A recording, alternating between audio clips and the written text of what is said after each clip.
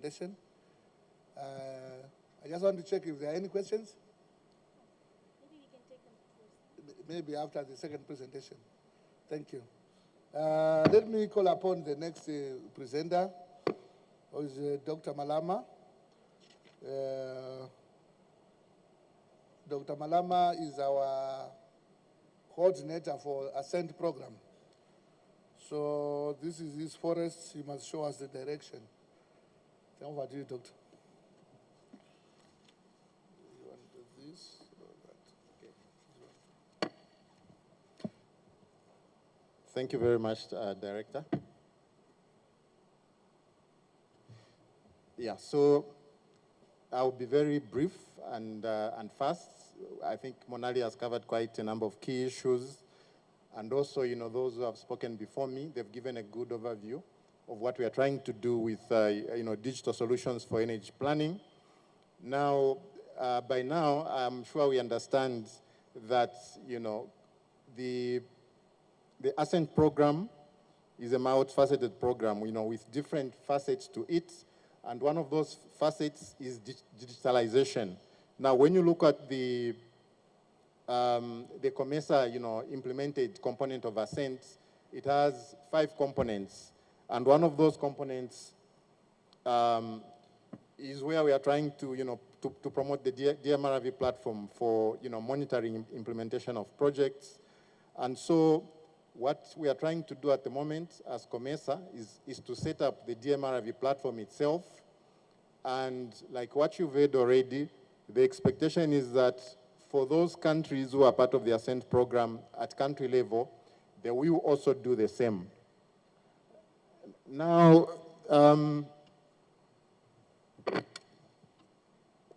yeah. So now, from COMESA side, we are basically setting up the DMRV platform itself in order for us to be able to do, aggregation of data. So we are interested in seeing how many connections are being made at country level. And then we want to see also, how many of those are women, how many, are men, how much, is being invested in the different technologies, and that kind of information. But the second aspect of what we are trying to do with digitalization is to provide support, basically, for the countries to adopt these digital platforms. And in doing that, we have 3 initiatives, basically, that we are going to implement at regional level. Initiative number 1 is basically the building of the digital architecture, and this is to facilitate the identification and adoption of relevant tools. So again, I think Monali went through this. She talked about, e-procurement, e-tendering, and the DMRV platform itself. So, and geospatial planning tools, for, when you're planning your electrification projects and things like that. So this is what we are talking about when we say identification and adoption of relevant tools. And then we see this, the second initiative, which is the DMRV platform itself, as a regional aggregation platform for COMESA. I think she has also touched on carbon finance. Now, in terms of COMESA's adoption and engagement strategy, we focus on 3 things, which is 1, inclusiveness. And what we are saying is that all the countries, as long as you are part of Ascent, you qualify, basically, to access the support that is available at within the COMESA platform. And so it doesn't matter whether for some of you, your countries, you've already signed on to Ascent, you're already implementing, so you qualify to these services. Even for those of you who have not yet signed, maybe you're coming on stream next year or whenever that will be, you still qualify, for these services. And secondly, we are talking about relevance. I think this is also captured.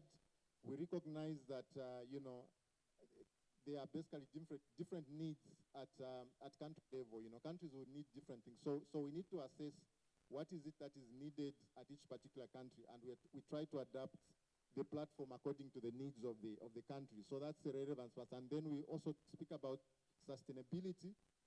We don't want, you adopt a system today and tomorrow you are not able to sustain it. So you have to basically, look at, consider different, factors, even as you adopt. Do you have the human resource capacity? And is it something that COMESA can help you, do? But also, do you have the financial capacity? Because some of the platforms, you need to, pay a fee in order for you to maintain the platform. So those are things that you have to think about. And you see here that in order, for COMESA to achieve its objectives with regards to, promotion of DMRV platforms, we will help countries identify their needs and potential solutions. We also want to harmonize, practices. Because we are a regional platform, we want also at country level, that you adopt platforms that are able to speak to the regional platform. And that's why, harmonization comes in. Of course, we want to empower national stakeholders through pilots, because we do recognize once a pilot is done, we test, and that's also, a way of building capacity. And once the concept is proven, then maybe we can scale it up. Yeah, so now, of course, there are a number of opportunities I think that we see when it comes to, digital solutions. Again, this is something that has been talked about already, the national planning, regional planning, program design and implementation, basically, for efficient purposes when you see e-tendering, contract management, and carbon, registry. Again, I think I'll not go into that so much, but I think, so again, from the COMESA side, we will try to approach this through, three approaches. One is that we provide stellar relevant digital solutions. And so basically these are solutions that support countries, first of all, for planning in order to promote least cost electrification approaches. And then, of course, we will also be facilitating deployment of end-to-end digital solutions and DMRV, as well as, planned support for carbon project preparation, validation, and verification. I think we heard already when it comes to, carbon project preparation, we will, as part of this program, develop a carbon engine, basically, which will be coupled with the regional, DMRV platform. And through this, the carbon engine, if you have a project at country level, it can help you basically calculate your emission reductions. And by doing that, you generate, high integrity, carbon credits, which you can easily sell on the international market. So we'll be doing capacity building as well. We've done this before, through webinars. But I think maybe going forward, there will be maybe some, even maybe in-person capacity building, interventions. And maybe some of them, they will be maybe very country-specific. If you are doing your DMRV implementation and at country level you need that support, we should be able maybe to help you depending on each specific needs. Yeah. And of course, we are talking about disseminating best practices. Again, the countries are different. For some countries, they want to see that the data that is going into the DMRV platform is data that is, handled according to international standards. So those are issues that we can help you think through, how, to make sure that whichever, solution that you are going for meets the international standards of handling data. Yeah, so now in terms of the responsibilities between COMESA and the countries, first of all, we are setting up a, basically at COMESA level, a digital, platform.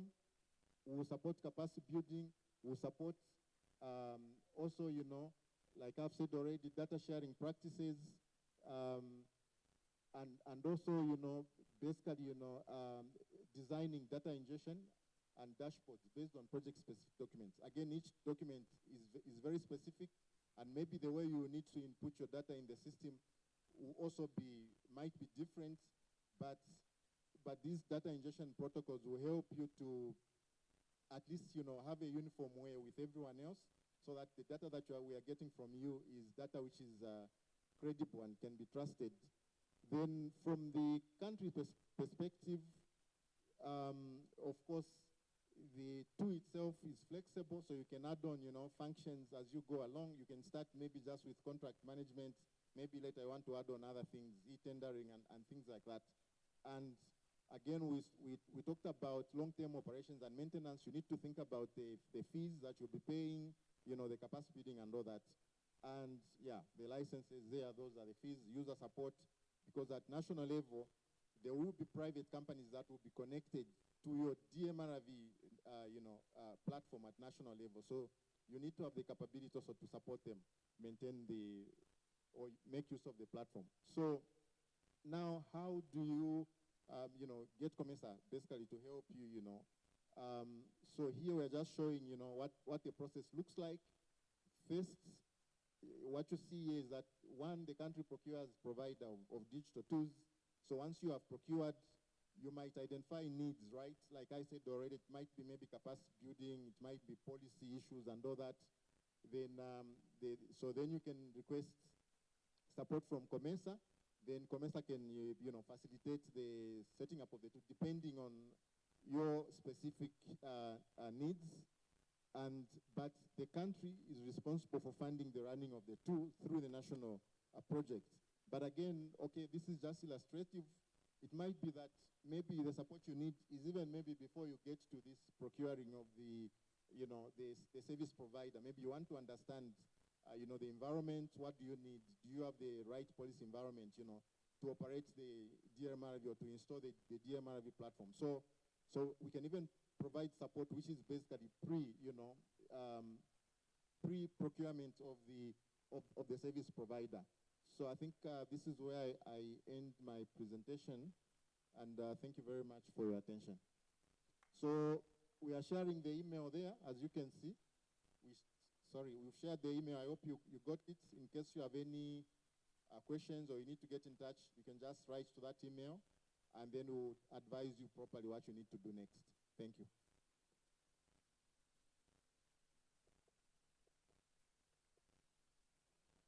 Thank you very much, Dr. Malama, for that brief but insightful presentation. I'm sure there are a lot of questions, but as he indicated, you will share the email through which you can communicate with him. Now, we are moving to a series of live demonstrations showing the DMRVs that we have been talking about since morning. We are going to be shown these DMRV tools, and these are platforms that are enhancing transparency, performance tracking, and accountability in real time. Let us welcome our demo presenters, Mr. Samuel Okanya from Uganda. We also have Mr. Christian Strattenman from Bamboo Capital Partners. Then Mr. Ahid Maeresera, the technical manager for Ascent.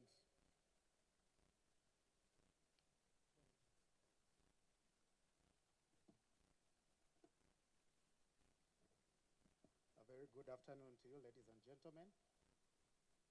First things first, it is Samuel Ochanya, not Okanya, because in my country that might be offensive when you get to my home.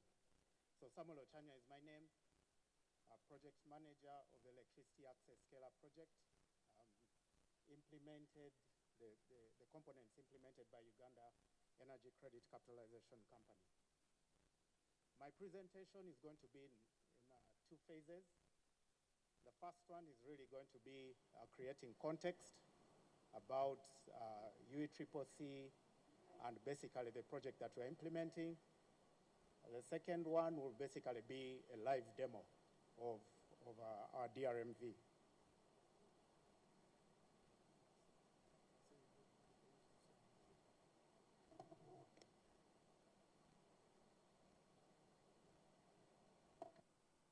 Okay, so UECCC is a company that is owned by the government of Uganda.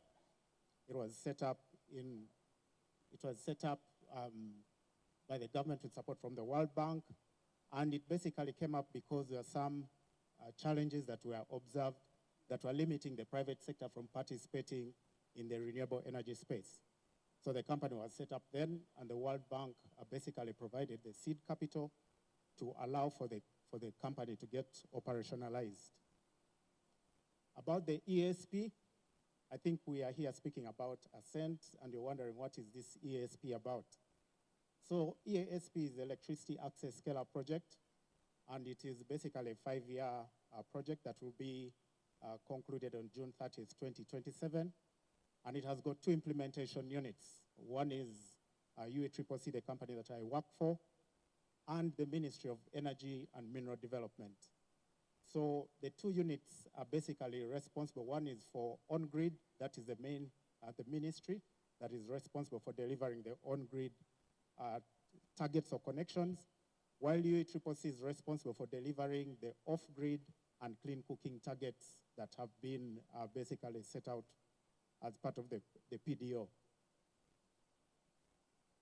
The project under UACCC has a total funding component of $135 million, but in its entirety, the EASP is a package of $638 million, of which 608 is from the World Bank.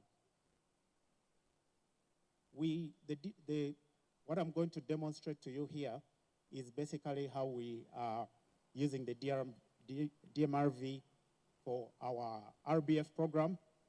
And the RBF program is one of those programs that we are implementing, including the others are the credit support facility. We have got some funding that we can provide to financial institutions and energy service companies.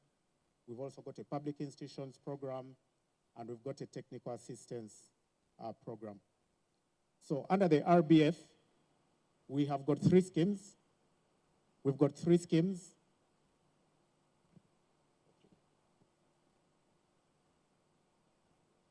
We've got 3 schemes: off-grid solar, productive uses of energy, and the clean cooking solutions. And our targets were 142,000 for off-grid solar.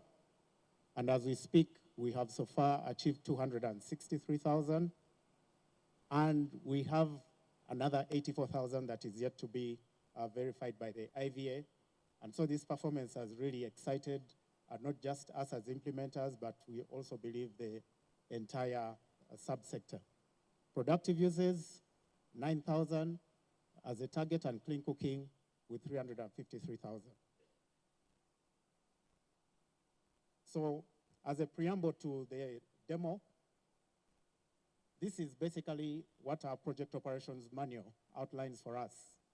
An 11-step process, and with a history of banking, we all appreciate that it is, if you are able to do something faster, if you're able to digitize it, there are so many advantages, including accuracy, including speed, and avoiding things like people having a bad day so they can't do the work. A system, a DMRV, cannot tell you that I've had a bad hair day or my child is unwell. It is always present to support you in achieving your results.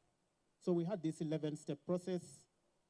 I'll not go through it because of the time, but what we sought to do was to automate from step 6 to step 10.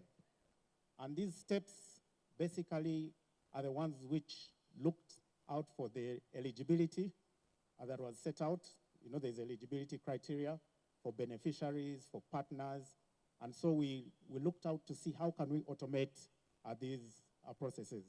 And so the World Bank, our team of task team leaders, I think I've seen them around here, Yabe, Kapika, and I think Rayan, were very helpful. They introduced us to a company called A2EI that basically developed this open source software called Prospect.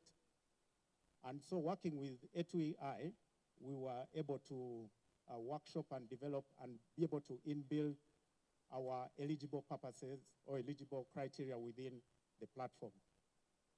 So that platform enables us to capture the sales of the ESCOs.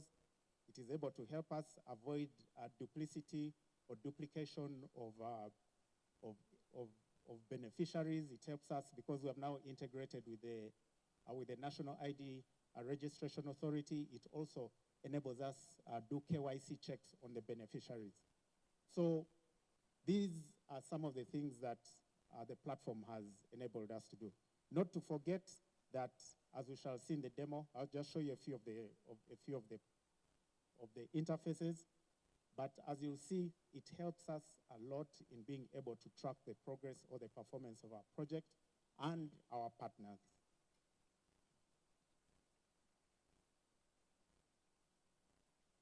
This is just a screenshot of some of the dashboards that we have there. We have something that helps us with analytics and troubleshooting. That is mainly back office function. I'll show you what is on the ESCO grant allocation and coverage. I'll show you what's in the RBF claims overview. Eligibility checks we shall not look at. The quarterly reports we shan't. We shall just look at the ESP reports and then the results framework, because we are able to capture all that information. So if you'll allow me, I'll just do a quick demo.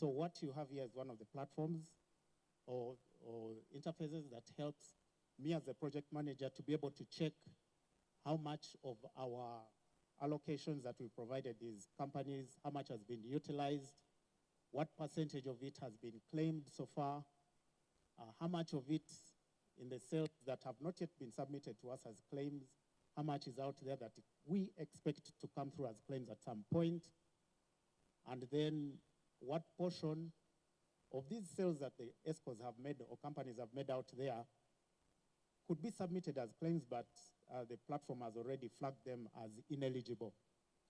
And then what you see here as 2.87% would be the percentage of the claims that have been rejected due to verification or at the point of verification. But once the companies are able to rectify the issues, they can be resubmitted to us. So that is just one of the dashboards that we use. The second one helps me to basically track claims, the claims process. We have got a service level agreement with the energy service companies, and I need to be able to tell how far our IVA has gone. I'm able to tell what portions, I'm able to tell how many sales we have been able to make, what, if any partner or stakeholder came and needed some information to understand how far we've gone with the claims. I'm able to tell how much has been paid out, what is approved and pending payout, what is under verification, what is yet to be submitted to us for verification or under claims, and what has been rejected. So it gives me a very good view of the performance of our companies and also of the verification agent. For planning purposes and also for direct intervention, this is just one of the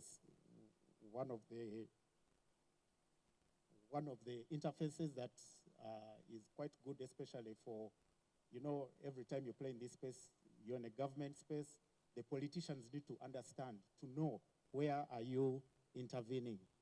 So we are able to tell where our impact is across the country. So whereas you can understand here that in the eastern part of the country is where we have had the highest number of sales or connections reported, the northeastern part is not well covered, and so it means that whenever we have funding or we are giving new allocations to companies, we tell them to target these particular areas. So it makes administration and supervision of the project very, very informed.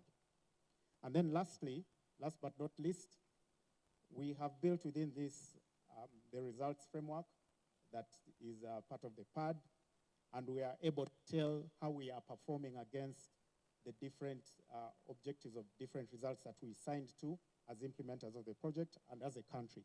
So you'll note here that, for instance, the number of off-grid connections, we were to achieve 115,000. At the moment, we have 245,000 verified. And if my performance appraisal was based on only this, I think I would be an excellent performer. But I want to thank our partners, to thank A2EI, the developers of Prospect, of course, the World Bank. We also want to thank our energy service companies, the government of Uganda, for everybody that has played a critical part in this. Sometimes transitioning to digital space is not very straightforward. So thank you very much, and that's the end of my presentation.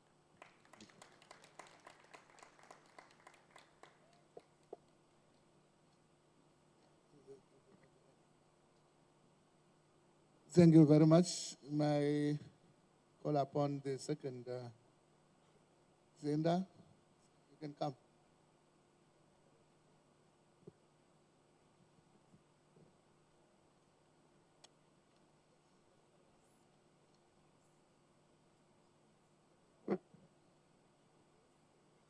Thank you very much. And it's a pleasure being here. Hello, everybody. And I will be relatively short. I was told to be short. And I think some of this is also repetitive. I will be saying more or less the same as the former speakers have said and explain you how important DMRV systems are. We can jump maybe in the presentation very quickly just to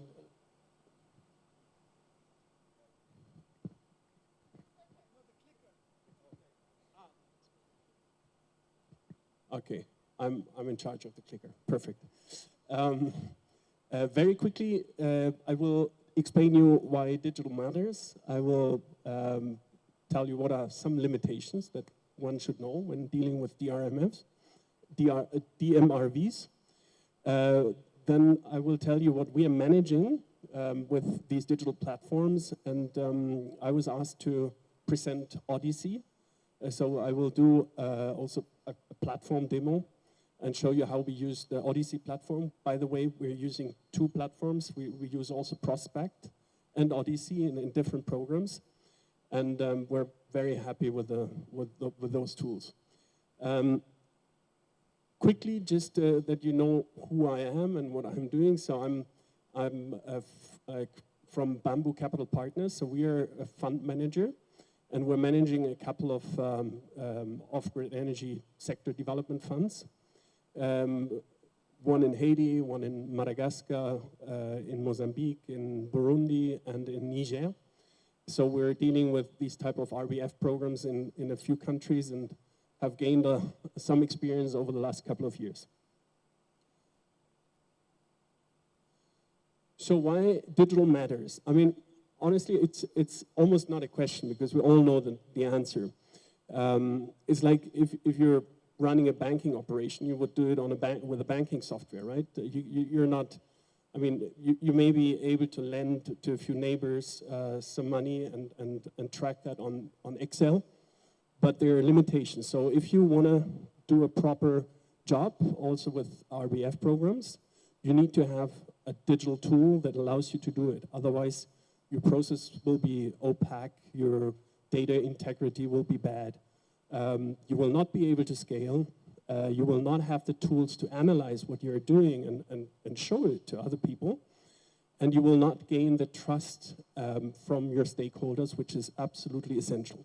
So it's really important that you use a digital platform because you will be collecting more and more data. I mean, we're in a situation when we manage these RBF programs that we're collecting all these claims from companies which have sales data on hundred thousands of individual sales that are made to individual customers, and you will find a lot of data that you track on the individual customer level, which is relevant data, not only for your fund performance, but also for impact performance, and for politicians and the government to understand how the sector is evolving and how they can take educated decisions with regards to policy and sector development in the future. What are the limitations? Well, it's clearly that you need stable internet access to run your platform, and that may be a challenge in some environments. I haven't talked about verification, but I will talk about that in more detail later. because that's a very fundamental aspect of those tools. Digital verification, remote, automated verification. That's where the essence of your efficiency lays if you run such a program. But that may not be possible for all your sales, because sometimes you lack the data to be able to track and verify automatically. So you still, your tool will not be able to solve all your problems. You will need to customize your tool, because you will have a different type of program in each country. But that's normal, and today most of the platforms are very, very easy to customize. And then you need to invest in training. You need to invest in training of your team, that they know how to use it. You need to invest in training and an information session for the companies that work with the tool, so they know how to handle it. And you need to make sure that the government and your stakeholders also understand the tool and can potentially access it directly through some access rights that they have to see dashboards. Most important is the buy-in from stakeholders. So the government, World Bank, your financiers, they need to be wanting that type of system. Sometimes the system is part of a larger system. And the fellow speakers were talking about that before. So it's sometimes they're embedded in larger data tracking tools across different sectors or subsectors in the space, or they are even regional tools. So you need to make sure that there's a full buy-in from your stakeholders and they get what they want. So what we are managing with the digital platforms, that's the solar home systems and digital devices, RBF. We're managing a mini-grid program. We're managing clean cooking solutions, and we're now starting with productive use appliances. So it's more or less, I think, the broad spectrum of what RBF programs today are doing in off-grid energy. So I was asked to speak about Odyssey. So we use Odyssey in a couple of programs, and we picked the Madagascar program, because in Madagascar we have been managing a fund, OMDF, Off-Grid Market Development Fund, since a couple of years. And now we're also managing the follow-on fund, the DECIM fund, which is bigger.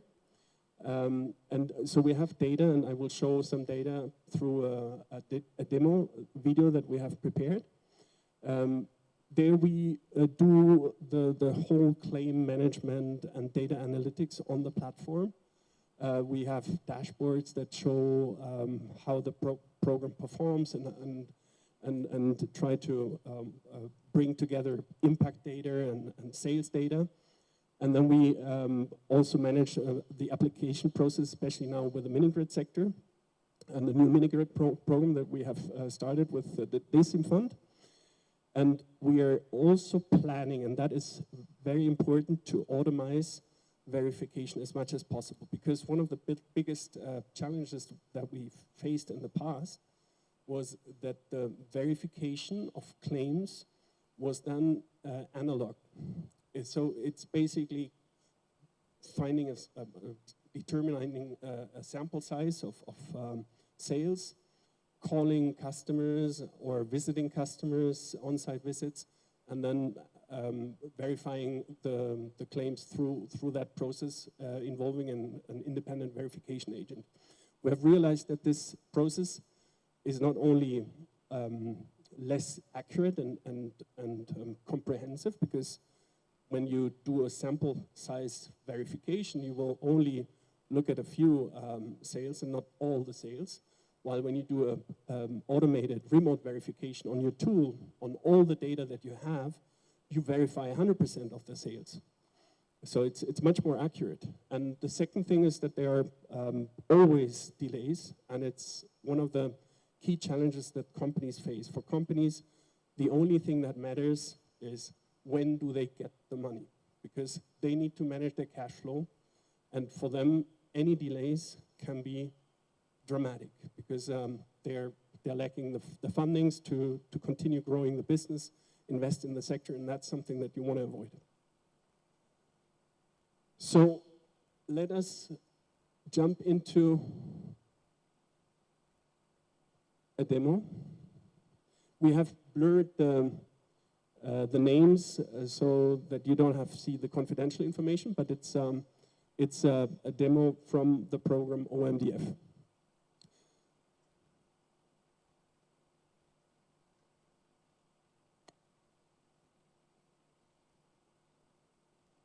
So that's the page where we got in, and this is, by the way, the same, and maybe you can hold for a second. This is the same page for also companies and us, but then there are some differences. So we have different access rights than companies, but just imagine that even if I show you our view, it's a similar view for companies. So when you go into that, you can have, you can go into, we missed that, sorry, but you go into the financing program, the specific financing program, and then once, can you stop 1 second, please? And when you're in the exactly here, perfect, thanks. So when you go into that specific financing program, so that's, for example, the BASE grant and the PAYGO grant for solar home systems, you can click on that, and then you get information about the program. So please continue.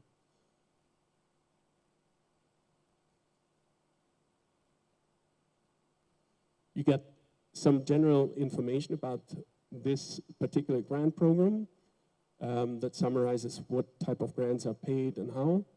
And then you have additional resources that you can access. The companies have a whole bunch of documents that they can access that they need for the claim submission. But the most important thing is obviously the claim submission. So here you see the landing page, and here you see, for example, claims that are submitted by companies and that we see.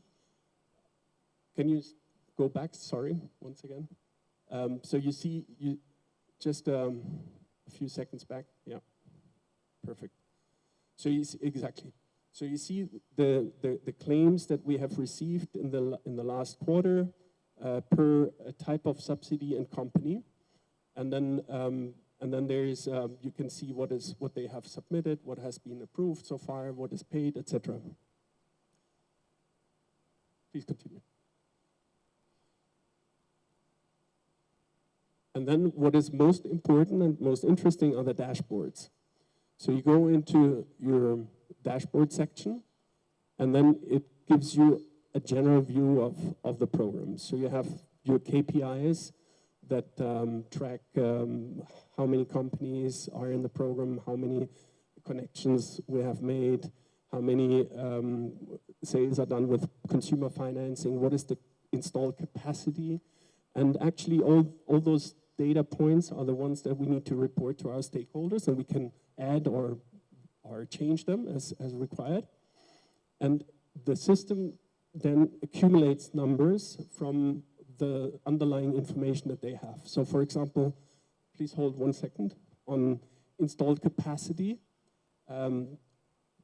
as we know which product is sold by companies, we have the spec sheets, and then the Odyssey system automatically calculates the capacity that was installed and aggregates it on the dashboard.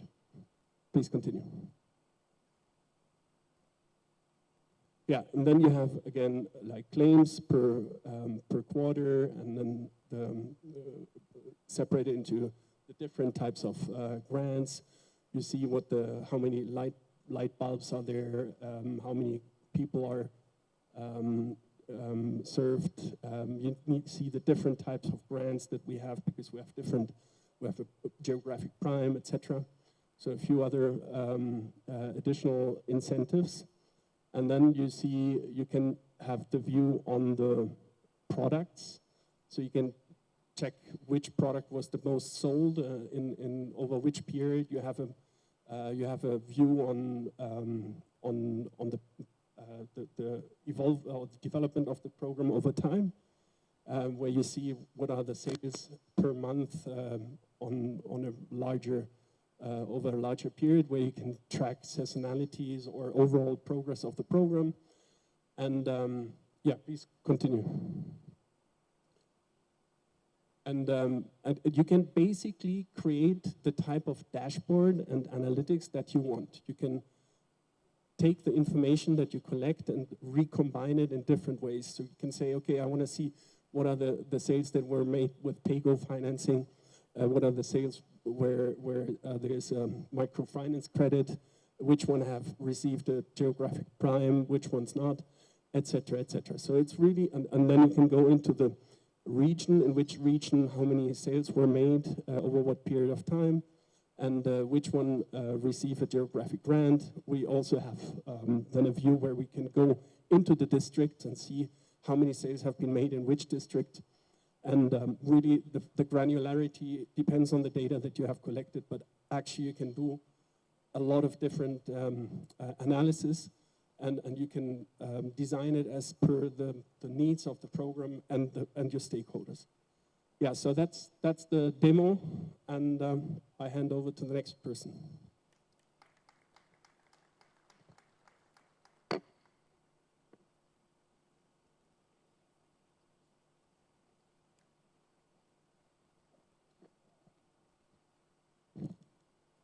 Thank you very much for the presentation. I think there's a lot involved there. We need more time to practice and understand more details around these DMRVs. Now I call upon the coordinator of Ascent, Mr. Ahit Ayresera, to give us this presentation as well. It's a demo. Thank you. Thank you.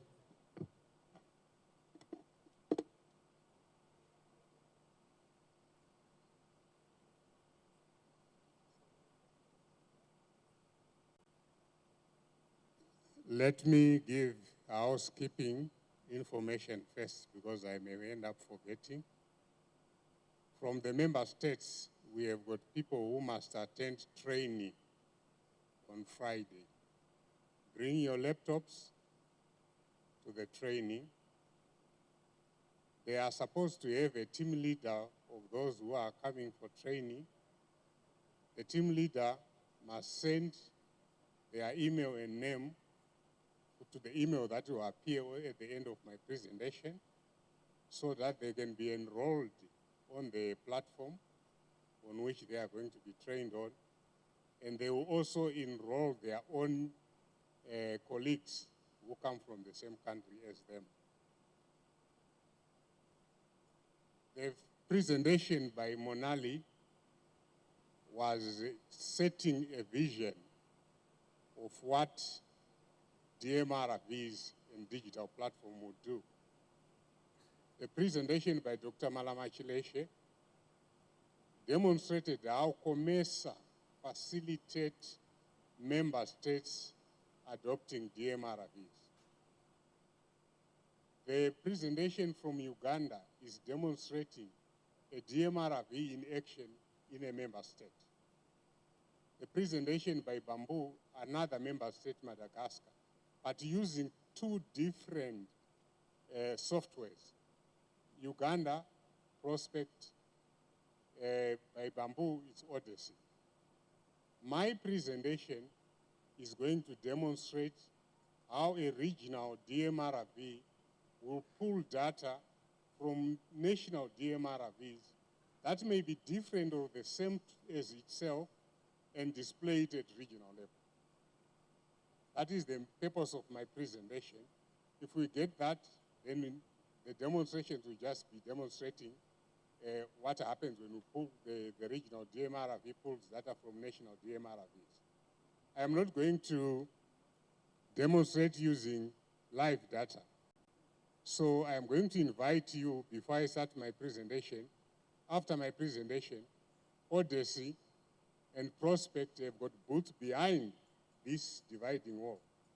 So you can visit and have a full experience of a DMRV platform in action.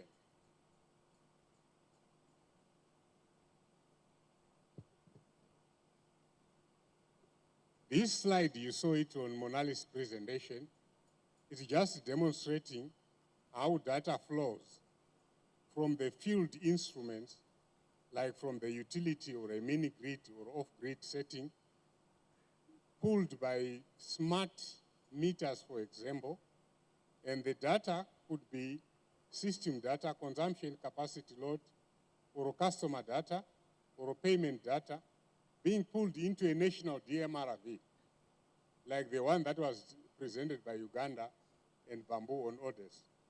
And there, analytics can be done at national level by program, by technology, by a company, which means a service provider or connection. And then from there, it may be pulled again, it will be pulled again onto the regional DMRV for aggregation. The regional DMRV will be having a program view of the whole of Ascent in all different countries. And we monitor results and impacts achieved in those countries. And there is capability for analytics at both regional level and national level. And also the regional DMRV has got a carbon engine for carbon verification.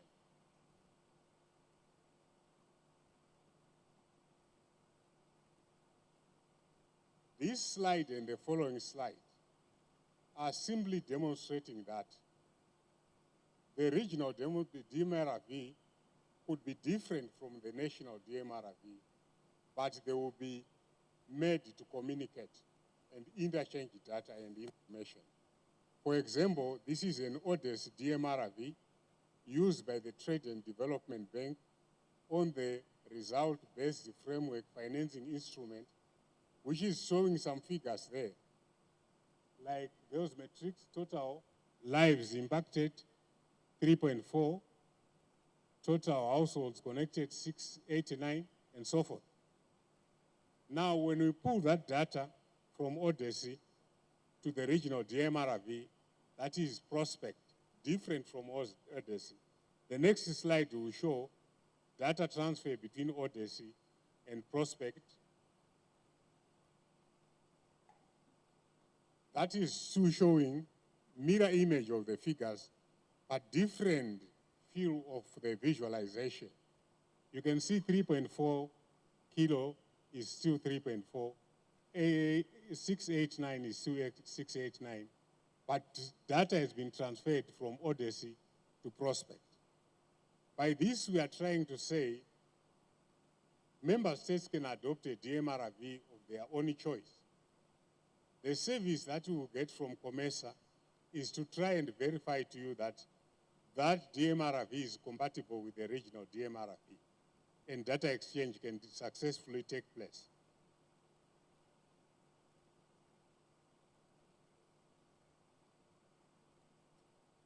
There is going to be a time lapse between all member states successfully installing DMRVs. But before that, we need a manual way of uploading key performance indicators that are required in the regional DMRV for monitoring progress in those member states. And this graphic is showing how it can be done through a specially designed Excel interface for manual transfer of key performance indicators before a member state has successfully implemented a DMRV.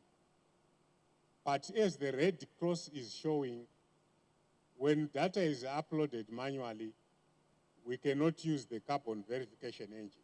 It's a limitation there. The second graphic is looking at the data exchange between a member state that has got a DMRV to the regional DMRV. It can be done automatically, and the carbon engine verification can also take place. And not all of the data may be loaded automatically. There is still room for manual loading of that data that is not yet automated, as indicated by the dotted line.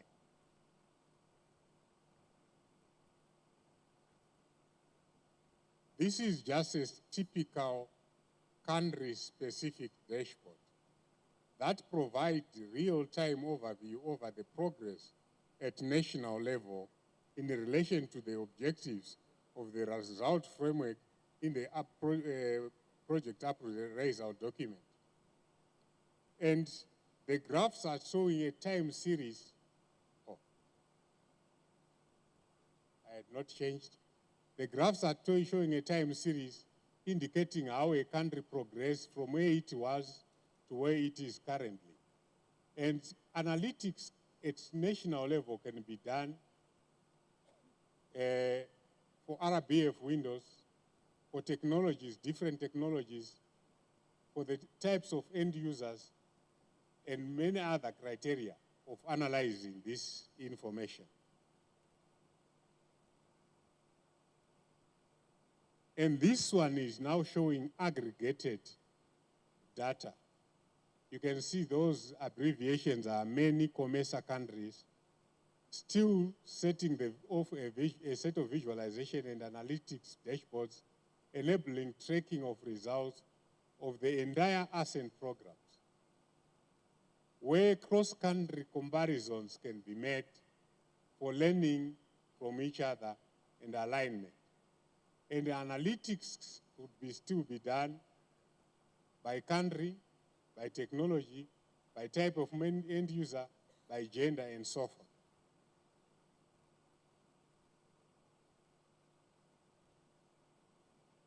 The two email addresses are the ones that the team leaders for the PIUs who are coming for training should send their details so that they can be enrolled on the platform going to be used for training on Friday. And they will be responsible for enrolling their own colleagues. Thank you.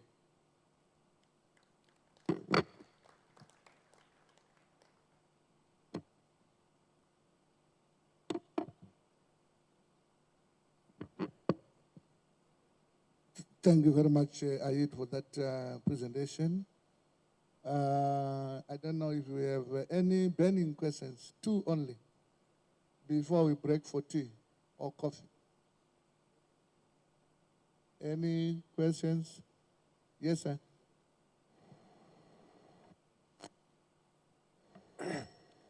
Thank you very much for these digital ecosystem presentations. I just want to know exactly this carbon registry between, the national government and the COMESA. Clearly the role. Is the countries eligible to make trading and issuance, or is it only through COMESA? So we have to know exactly what does it mean.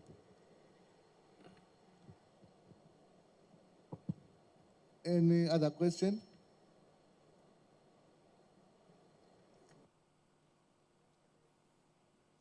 Okay.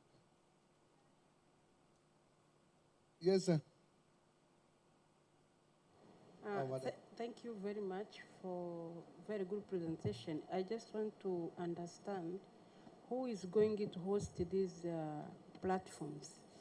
Apart from that, also I want to know who is going to pay for the cost of hosting this platform. Because if we now moving to DMRV, that means we are going to live with this platform forever. Is there any changes on the license? Because when you're talking about something is licensed, that is the cost involved. So we need to know how is it going to work in the future, not only for 3 years, 5 years. We need to know thereafter, how are we going to manage to host this platform? Thank you very much. Any other question? Okay. No questions? Okay. This is our Dr. Malama. You want to come in first, or?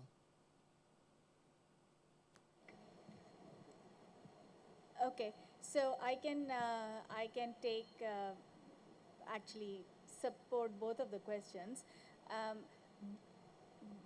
Both questions will be discussed in greater detail during the week and bilaterally. So this is a general answer. which is to the question from Atagosai. The intention of the platform is to make it easier and reduce the transaction cost. If the countries have a mechanism already in place, the idea is to work with that mechanism, not to repeal it or not to avoid it or create a second thing.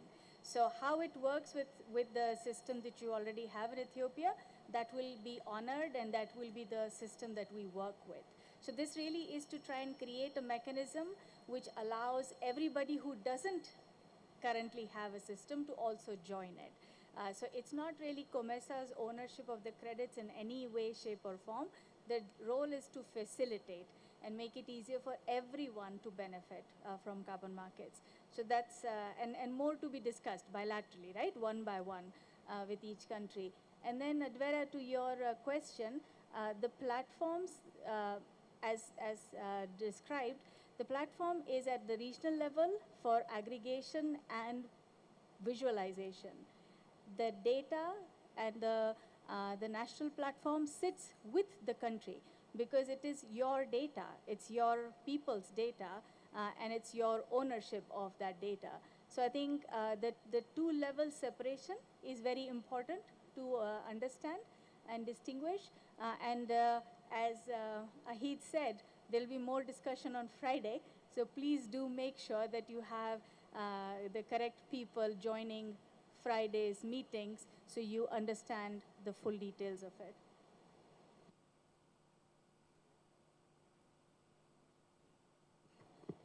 Maybe, I think just to add on to what Monali has said, maybe on question number 2, when I was presenting, I highlighted the fact that the countries need to think about sustainability of the tools, which means that there are some of the tools which come with maybe licenses. So you need to assess whether, that license is something that you can afford, to pay long term. And yeah, so that's something that you have to think about. But basically, that cost will have to be carried by the country. Of course, it's a choice that you have to make what kind of tool you go for, because each tool has different costs associated with it. But we can support maybe that process.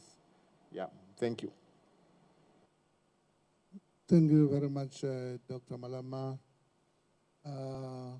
Allow me at this stage to thank all the presenters in this session, and maybe announce that we are adjourning for coffee.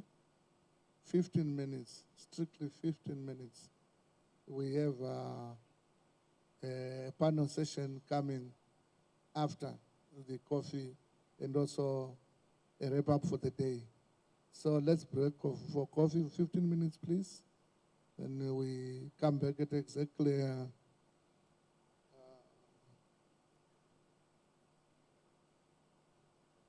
5:15, is it past 4, past 5? 5:15. Let's come back at 5:15, please. Thank you very much.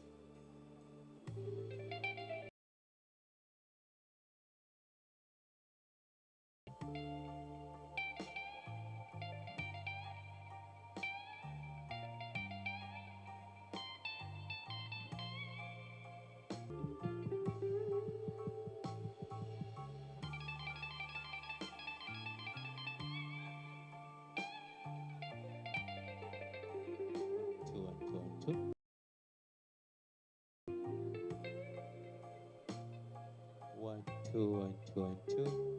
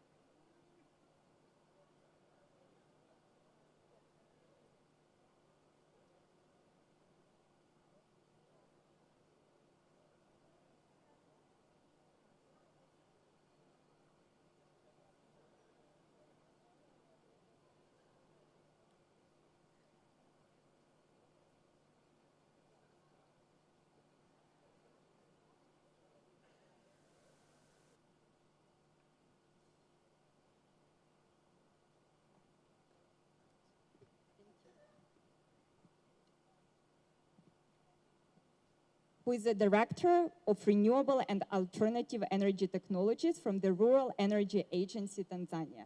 So, Ms. Mijage, please join me on this stage.